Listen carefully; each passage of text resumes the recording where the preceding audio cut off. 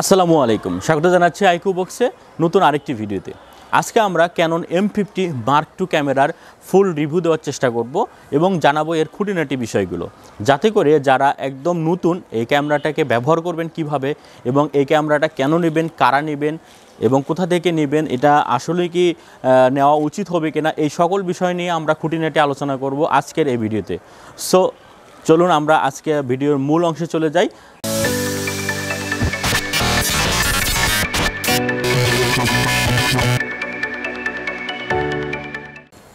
এই হচ্ছিল ক্যাননের M50 Mark II US সিরিজের একটি ক্যামেরা, যেই ক্যামেরাটি আমরা আনবক্সিং করব এবং দেখব এর ভিতরে কি আছে।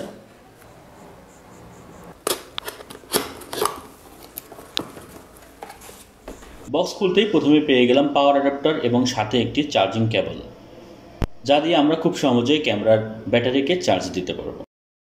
এরপরে এর মধ্যে পেয়ে গেলাম ক্যাননের একটি LP-E12 সিরিজের ব্যাটারি, যেটি 7.2 ভোল্ট সমৃদ্ধ এবং 875 mAh লিওন ক্যাটাগরির একটি ব্যাটারি। এরপরে পেয়ে যাবেন ক্যাননের অরিজিনাল একটি স্ট্রেপ। এরপরে আমরা পেয়ে যাব 15-45 mm লেন্স কিট, যেটি ইমেজ স্টেবিলাইজার সমৃদ্ধ।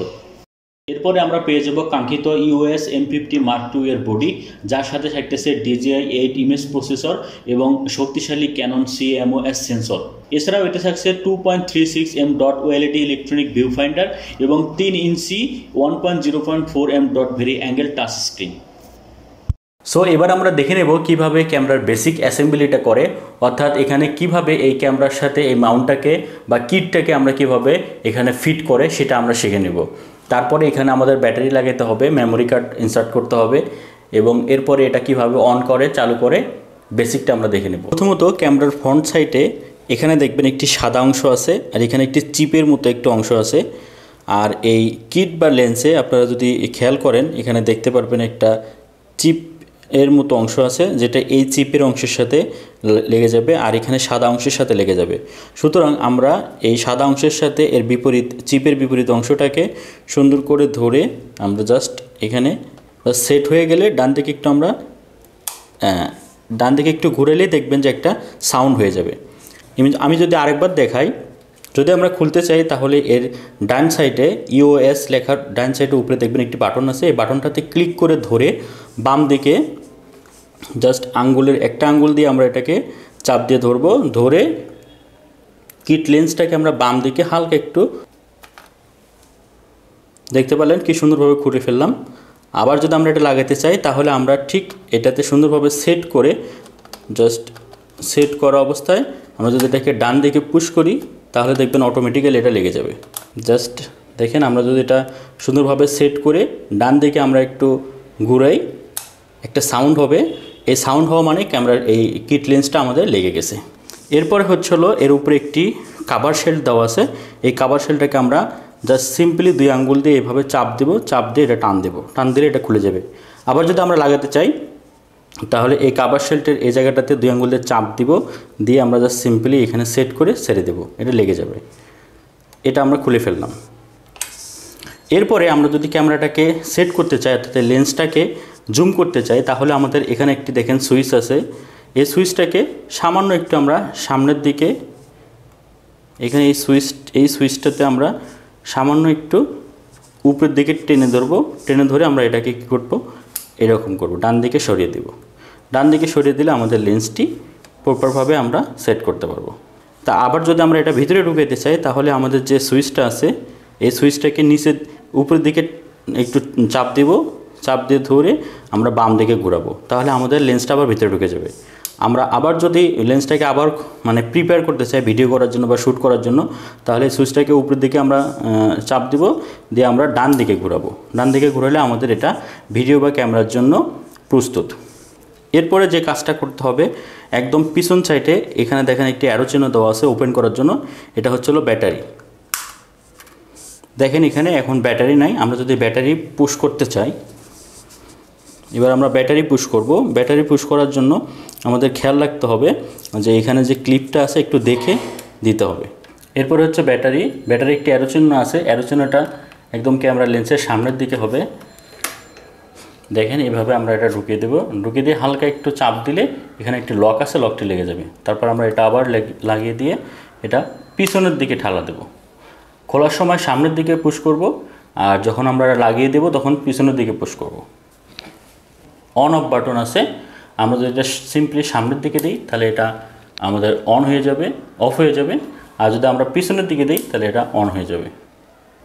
চলেন এবার আমরা ক্যামেরার পরিচিতি দিই। ক্যামেরার পরিচিতিতে প্রথমে দেখেন এখানে যে একটি অপশন পাচ্ছেন, এখানে দেখবেন আমি যখন আমার আঙ্গুলটা নিয়ে যাব তখন অটোমেটিক্যালি এটা বন্ধ হয়ে যাবে। এখানে একটা ইলেকট্রিক সেন্সর দেওয়া আছে যেটা দিয়ে আমার কার্যক্রমটা সে বুঝতে পারে।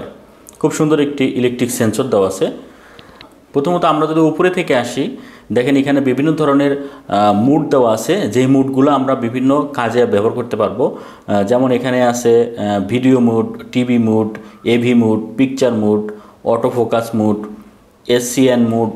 এই মুডগুলো আমরা যদি একটু ঘুরিয়ে ঘুরিয়ে দেখেন এখানে পি মুড, প্রোগ্রাম এই মুড, অর্থাৎ এখানে আমাদের 3 ধরনের ছবি সিলেক্ট করতে পারবো, ডার্ক, স্ট্যান্ডার্ড অ্যান্ড ব্রাইটিং। এগুলো থেকে এবং এটা কিন্তু পুরোটা টাচ স্ক্রিন। দেখেন এখানে কিন্তু পুরোটাই টাচেবল। এরপরে যদি আমি আরেকটি মুডে যাই, যেমন হলো এআই মুড, অর্থাৎ হলো সিন ইন্টেলিজেন্ট অটোমেট। এগুলোও কিন্তু আমরা সিলেক্ট করে আমরা বিভিন্ন ধরনের সিন সিলেক্ট করে দিতে পারবো। তারপরে এখানে আরও মুড আছে, যেমন হাইব্রিড অটো মুড। এগুলো সবই ছবি তোলার জন্য। স্পেশাল সিন, বিভিন্ন ধরনের রাতের সিন, অথবা কোনো একটি পাহাড়ের সিন, আপনি কোনো গ্রিন যারা ফুড ফটোগ্রাফি করবেন তাদের জন্য ফুড সিন, এগুলো আপনার সিন সিলেক্ট করে দিতে পারবো। এবং বিভিন্ন ধরনের বিউটি সিন আমরা সিলেক্ট করে দিতে পারবো। অর্থাৎ ছবি তোলার জন্য যত ধরনের ব্যবস্থা আছে সব এই ক্যামেরাটিতে দিয়ে দিছে। এরপরে আরও যদি আমরা দেখতে চাই, এটা হচ্ছে ক্রিয়েটিভ ফিল্টার মুড। এরপরে আছে মুভিং রেকর্ড, অর্থাৎ হচ্ছিল ভিডিও করার জন্য আমরা এখান থেকে বিভিন্ন মুড চুজ করতে পারবো। আপনি দেখতে পাচ্ছেন এখানে রাতের বেলায় যদি আপনি শ্যুট করেন তাহলে আপনারা এই সিনটা সিলেক্ট করবেন, আর যদি দিনের বেলায় শ্যুট করেন তাহলে এটা সিলেক্ট করে ওকে দিয়ে দিবেন। ওকে, এরপরে যদি আমি যেহেতু আমার এখন মুভি মুডে চালু আছে, আমরা যদি এখন ভিডিও করতে চাই তাহলে দেখেন এখানে একটি ভিডিও স্টার্ট বাটন আছে, আমরা সেটাতে ক্লিক করে ভিডিও স্টার্ট করতে পারবো, অথবা আমরা সরাসরি স্ক্রিনে ক্লিক করে আমরা ভিডিও চালু করতে পারবো। যেমন ধরেন এখন আমার কিন্তু ভিডিওটি রান হচ্ছে, এই যে এখন কিন্তু আমার ভিডিও হচ্ছে, এবং আমি চাইলে এখান থেকে আবার স্টপ করতে পারবো। অর্থাৎ সম্পূর্ণ স্ক্রিনটাই কিন্তু টাচেবল। এই হচ্ছিল উপরের বাটন, আর এর পাশে যে ডান এবং বামের বাটন সেটা হচ্ছিল অন অফ, এটা তো আমি দেখিয়ে দিলাম। এরপরে হচ্ছিল এখানে দেখেন আরেকটি বাটন আছে, এটা হলো জুম করে। অর্থাৎ আমি যদি কোনো একটি ছবিতে যাই, ধরেন আমার এটা একটা পিকচার, আমি ছবিটা তুলেছিলাম, সো এই ছবিটা যদি আমি জুম করতে চাই তাহলে আমাকে এখানে ক্লিক করতে হবে। ক্লিক করলে দেখবেন এটা একটা জুম পেয়ে যাবে, এবং যতবার ক্লিক করব তত জুমিং হবে। এবং এখানে দেখেন এই যে একটা সেট মেনু আছে, এই মেনুটাতে আমি করে ডানে বামে এভাবে দেখতে পারবো। অথবা আমি কিন্তু ছবিটাতে ক্লিক করে আমি কিন্তু এখান থেকে পুরো স্ক্রিনশট এবং ডানে বামে স্লাইডও করে দেখতে পারবো কি ভিডিও আছে, ছবি আছে। আমি এরপরে এখানে যদি আমি ক্লিক করি জুমে ক্লিক করার পরে কিন্তু আমি এটা উপরে নিচে করে দেখতে পারবো যে আমার ছবিটা উপরের দিকে কেমন হলো, নিচের দিকে কেমন হলো, ফোকাস ঠিক মতো পেয়েছি কিনা, এটা কিন্তু আমরা এখান থেকে দেখতে পারবো। আচ্ছা, এটা গেল, এই বাটনটা গেল হলো জুম। এরপরে এই যে বাটনটা দেখতে পাচ্ছেন, এটা হচ্ছিল আপনি যখন ফোকাস করবেন কোনো একটি সাবজেক্টকে, যখন আপনি ছবি তুলবেন, ছবি তোলার সময় আপনি চাইলে এটাতে ক্লিক করে আপনি ফোকাস করে নিতে পারবেন। এটা হলো ফোকাস করার জন্য। এখান থেকে আপনারা ফোকাস সিলেক্ট করে দেবেন। দেখেন এটা তো হলো ফোকাসের জন্য। আমি যদি এটাতে ক্লিক করি এবং এটাতে সাবজেক্টটা আমি যদি দেখাই, এই যে দেখেন দেখতে পাচ্ছেন এখানে একটা ফোকাস অপশন আসছে, এটা হলো ফোকাস করার জন্য। এরপরে যদি আমি নিচে বাটনের দিকে যাই তাহলে দেখেন এখানে একটি ইনফো বাটন আছে। ইনফো বাটন দিয়ে আমরা ছবির বিভিন্ন ধরনের ইনফরমেশন পাবো। যেমন ধরেন আমরা চাইলে ভিডিওর সময় আমরা ভিডিও ক্যাপচারে সাউন্ড, তারপরে হচ্ছে হলো ভিডিওটা কীরকম হবে, অটো ফোকাস থাকবে কিনা, সাউন্ড অফ হবে কিনা, ফুল এইচডি হবে কিনা, আমরা চাইলে ইনফো বাটন থেকে সব কিছুই দেখে নিতে পারি। সো এখন আমি একটু মুডটা চেঞ্জ করে নিই। আমি যদি একটা ফটো মুড দিই তাহলে ভালো হবে। ওকে, এটা হচ্ছে ইনফো বাটন, বিভিন্ন ধরনের ইনফরমেশন আপনারা এখান থেকে পাবেন। আচ্ছা, এরপরে আছে কিছু সেট অফ মেনু, যেগুলো দিয়ে আমরা বিভিন্ন সময় বিভিন্ন কাজ, ওকে বাটন, মাঝখানের বাটনটা দিয়ে আমরা ওকে বাটন হিসেবে কাজ করতে পারবো এবং ডানে বামে করে আমরা সব সিলেক্ট করতে পারবো। যেমন ওয়ান শুট আমরা ওকে দিলাম, এখন আমরা একটা ছবি হবে। আবার আমি যদি মাঝখানে ক্লিক করি তাহলে এখান থেকে আমি চাইলে বিভিন্ন সেলফি টাইম সেট করতে পারবো এগুলো। তারপরে এখানে দেখেন high speed continuous, low speed continuous, তারপরে হচ্ছিলো এখানে focus mode, AF auto mode, তারপরে হচ্ছিলো হোয়াইট ব্যালেন্সিং আমরা এখান থেকে করতে পারবো। সো এই হচ্ছিলো এখানকার ফাংশন। এছাড়াও এখানে দেখেন কিছু ছবি তোলার সময় আমরা চাইলে এখান থেকে অ্যাপারচার কমাতে বাড়াতে পারবো, আমরা ছবির ডার্ক মোডে নিতে পারবো, হোয়াইট মোডে নিতে পারবো, আমাদের ইচ্ছা মতো আমরা কিন্তু কী করতে পারবো, মোড দিতে পারবো স্ক্রিন টাচের মাধ্যমে। এরপরে এখানে যদি আমরা দেখি এখানে একটা প্লে বাটন বা ভিডিও বা ছবি আমরা এখান থেকে ক্লিক করে যদি এখানে ক্লিক করি সরাসরি দেখেন আমাদের ছবিতে আসছে, আমরা সেই ছবিটা দেখতে পারবো। মেনু, এই মেনু বাটনে আমরা ক্লিক করে বিভিন্ন ইনফরমেশন এখান থেকে আমরা দেখতে পারি, যেমন ইমেজ কোয়ালিটি কী হবে, র হবে, প্লাস হবে, স্টিল ইমেজ অ্যাসপেক্ট রেশিও কত হবে, আইএসও স্পিড কত হবে। অর্থাৎ এই মেনুতে ঢুকলে আপনি পুরো ক্যামেরার যে হোল মেনুটা আছে সবগুলো এখান থেকে আপনি দেখতে পারবেন। Auto light, optimization, highlight, tone priority. তারপরে আমরা যদি এই মেনুতে ডান পাশে আমরা ক্লিক করি তাহলে আরও দেখতে পারবো ফ্ল্যাশ কন্ট্রোল, তারপরে white balance, custom white balance, colour space, sRGB, এরকম করে আপনার প্রত্যেকটা মেনু এখান থেকে আপনি পাবেন। এই অর্থাৎ ফুল ক্যামেরার যে ফাংশনালিটিস আছে সব আপনি এই মেনুর মাধ্যমে কন্ট্রোল করতে পারবেন।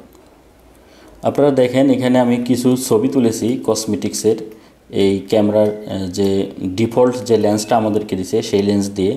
বিশেষ করে ই-কমার্স ফটোগ্রাফির জন্য এই ক্যামেরাটা মানে যারা ইনিশিয়াল শুরু করবেন তারা চাইলে এই লেন্স ব্যবহার করেই ফোকাস ছবি তুলতে পারবেন। আমি কিন্তু এই ক্যামেরাটা ব্যবহার করেই সব ধরনের ই-কমার্সের ছবি তুলে থাকি। সো বন্ধুরা, চলুন এবার আমরা আউটডোরের কিছু ভিডিও শ্যুট এবং ক্যাপচার দেখে নিই, যাতে করে আমরা একটা ভালো ধারণা পেতে পারি এই ক্যামেরা সম্পর্কে। এই মুহূর্তে যারা এই ভিডিও ক্লিপটি দেখতেছেন, এই ভিডিও ক্লিপটি রেকর্ড করা হয়েছে Canon M50 Mark II camera দিয়ে। আপনারা খুব ভালোভাবে দেখতে পাচ্ছেন যে তারা এই ভিডিওতে আমার আই কন্ট্যাক্টটিকে খুব সুন্দরভাবে তারা ফোকাস করছেন এবং খুবই অটো ফোকাস। আমি যদি এখান থেকে সরে যাই তাহলে দেখবেন আবার যদি আমি চলে আসি সে অটোমেটিক্যালি ইনস্ট্যান্ট ফোকাস নিচ্ছে এবং ফোকাস কিন্তু কোনোভাবে সরতেছে না। আমি যেভাবে সরতেছি, যেভাবে মুভ করতেছি ঠিক সেইভাবেই কিন্তু ফোকাসটা মুভ করতেছে। তাহলে আপনারা দেখতেই পাচ্ছেন এই ক্যামেরার যে ফোকাস নিয়ে যারা চিন্তা করবেন, বিশেষ করে যারা ব্লগিং করবেন তাদের জন্য I hope this camera will be the best choice. আর আপনারা এই ভিডিও কোয়ালিটি অবশ্যই এখান থেকে দেখে একটা আইডিয়া নিতে পারবেন। তারপরেও আমি আপনাদেরকে একটু সারাউন্ডিং যে ভিডিও বিভিন্ন জায়গা সেটা একটু আমি দেখাবো আপনাদেরকে। এখানে যে সাউন্ড কোয়ালিটিটা আপনারা পাচ্ছেন সেই সাউন্ড কোয়ালিটিটা হচ্ছে হলো বয়া BY-XM6S2 wireless microphone dual channel. এই মাইক্রোফোনটির ভয়েস আপনারা শুনতে পাচ্ছেন। এর যদি আপনারা ফুল রিভিউ দেখতে চান তাহলে আইকন বাটন থেকে ক্লিক করে অবশ্যই দেখে নেবেন। আমি এটার ফুল ভিডিও বানিয়েছি। বিশেষ করে আপনারা যারা ব্লগিং করবেন তারা আমার এই মুহূর্তে যে ভিডিওটা দেখতে পাচ্ছেন, আমি হেঁটে নড়াচড়া করে ঘুরতেছি, সেক্ষেত্রে আপনাদের একটা আইডিয়া হবে যে এটার স্টেবিলাইজেশন কেমন ভিডিওর। বিশেষ করে আমি কিন্তু কোনো ধরনের মানে ভিডিও স্টেবিলাইজেশনের জন্য এক্সট্রা কোনো কিছু ইউজ করিনি, সরাসরি আমি আমার ক্যামেরাটিকে হাতে ধরে মুভ করে ভিডিও করতেছি। সো সেক্ষেত্রে আপনারা স্টেবিলাইজেশনের একটি খুব ভালো ধারণা পাবেন আশা করি। দেখুন আমি কিন্তু ভালোভাবে নড়াচড়া করতেছি ক্যামেরাটাকে। সো আপনারা ভালোভাবে বুঝতে পারবেন যে আমার এই ভিডিও কোয়ালিটিটা কেমন হচ্ছে। এবং দেখেন আমাকে লাইট ফোকাস যেমন দিচ্ছে সেইভাবে কিন্তু আমার ভিডিও কোয়ালিটিটাও কিন্তু ইমপ্রুভ করতেছে। সো ভিডিও বা ছবির ক্ষেত্রে কিন্তু লাইটিং বিষয়টা সবসময় থেকেই যায়। যত ভালো ক্যামেরাই হোক, লাইট ফোকাস যদি ভালো না হয় তাহলে কিন্তু ভালো ভিডিও আসবে না, ছবিও আসবে না। সো এটা মাথায় রাখতে হবে। এই হচ্ছিল আমার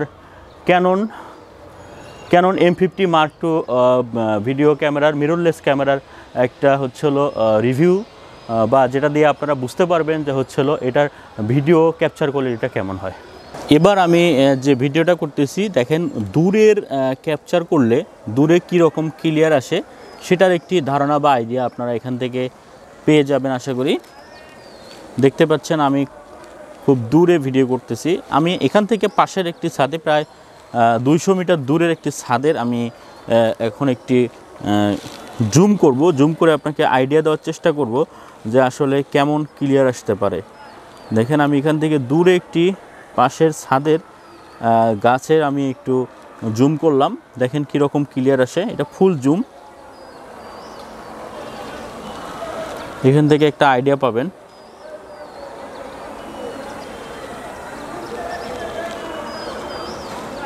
এটা পুরো জুমিং ভিডিও। এই সামনে যে বিল্ডিংগুলো দেখতে পাচ্ছেন এগুলো কিন্তু মোটামুটি আমার এখান থেকে প্রায় 1000 মিটার দূরে, 1-2000 মিটার দূরে। আপনারা দেখেন এখান থেকে যে একটা কনস্ট্রাকশন বিল্ডিং দেখা যাচ্ছে সেটা কিন্তু খুবই কাছে থেকে দেখা যাচ্ছে, অথচ এটা কিন্তু অনেক দূরে। এখান থেকে যদি আমি হেঁটেও যাই প্রায় আমার 3 থেকে 4 মিনিট লাগবে, এটা এমন দূরত্বে। এতক্ষণ তো আমরা এই ক্যামেরাটির ভিডিও টেস্ট করলাম, এবার আমরা এই ক্যামেরাটির একটু ছবি, বাইরের আউটসাইডে কীরকম ছবি শ্যুট করা যায় বা কীরকম আসে সেটা আমরা একটু শ্যুট করে আপনাদেরকে দেখাবো।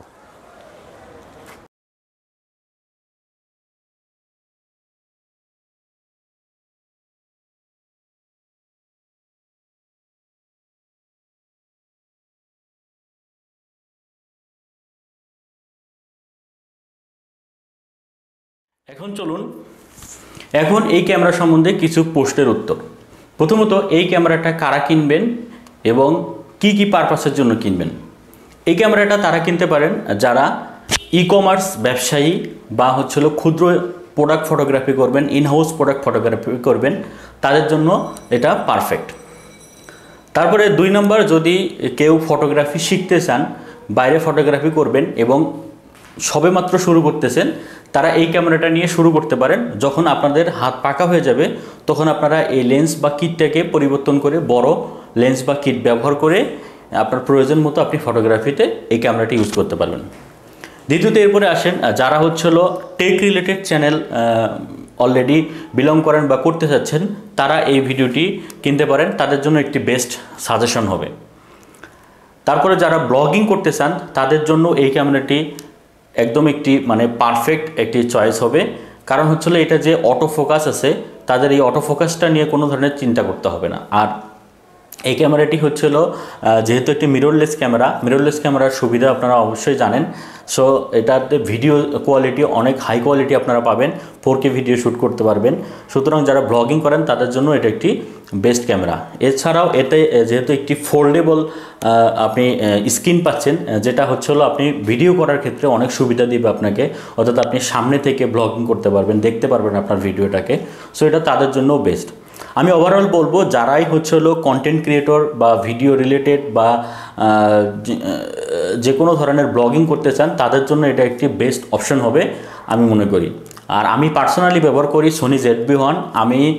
এটাও আমি ব্যবহার করতেছি বেশ কিছুদিন যাবত ধরে। এটা আমি বেসিক্যালি কিনেছি ই-কমার্স প্রোডাক্ট ফটোগ্রাফির জন্য ইনহাউস।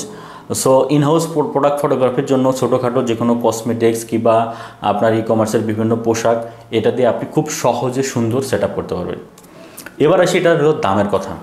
এটার দাম বর্তমান বাজার মূল্য 70 থেকে 71 হাজার টাকা যদি আপনি নগদ প্রাইসে কেনেন। এছাড়া রায়ান্স বা অন্যান্য যে ইলেকট্রনিক ডিভাইস শোরুমগুলো আছে তারা কি করে, এগুলো প্রায় 74 হাজার টাকা দামে বিক্রি করে।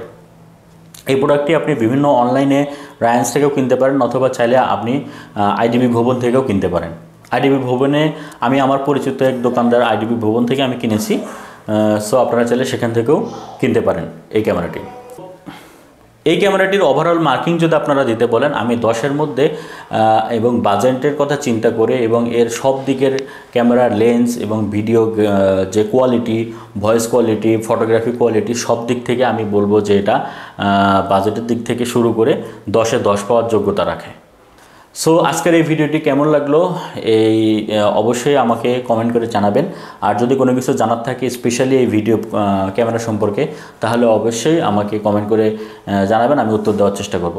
সো দেখা হবে অন্য আরেকটি ভিডিওতে। সে পর্যন্ত সবাই সুস্থ থাকুন, ভালো থাকুন। আসসালামু আলাইকুম ওয়া রাহমাতুল্লাহি ওয়া বারাকাতুহু।